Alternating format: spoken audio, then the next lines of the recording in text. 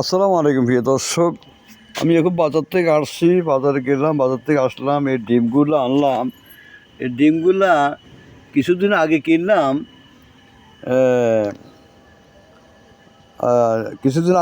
ডিমগুলা 9 টাকা করে, আর এখন 10 টাকা। তো এখন 10 টাকা হয়ে গেছে। এখন তো ঈদ রয়ে গেছে সামনে, ঈদ আসা পর্যন্ত হ্যাঁ, এই ডিমগুলো মনে হয় 12 টাকা 13 টাকা হয়ে যাবে। ডিমগুলোর কথা বলছি আর কি। তো এখন আমরা দোকানদাররা বেচবো কোত্থেকে?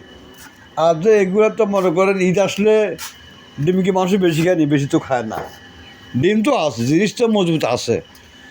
এদের জিনিসগুলো এভাবে বৃদ্ধি করে বা এইভাবে বাড়তি করে, এভাবে সিন্ডিকেট করে, এগুলা কি সরকার কি দেখেন না? সরকার প্রধান কি এগুলো দেখেন না? হ্যাঁ, তো দয়া করে যাতে রোজার মাসে, রমজানের মাসে মানুষ খাইয়া বাঁচতে পারে, ঠিক আছে নি? আপনারা বা প্রত্যেক ব্যবসায়িক ভাইদেরকেও বলছি, অনুরোধ করি, আপনারা দয়া করে রমজানের মাসের মধ্যে এভাবে মানুষকে আর খাওয়াবেন না। রমজানের মাসে ব্যবসা কম করেন, রোজার পরে ব্যবসা বেশি করে, অসুবিধা নাই। রোজার পরে বেশি বেশি করে ব্যবসা করেন, দামটা বাড়াই দেন, সিন্ডিকেট করে চলবে, অসুবিধা নেই। আমার দেশে তো এগুলো চলছে, আমার দেশে তো এগুলো চলে, আমার দেশে এগুলা চলিয়ে আসছে, ঠিক আছে জি?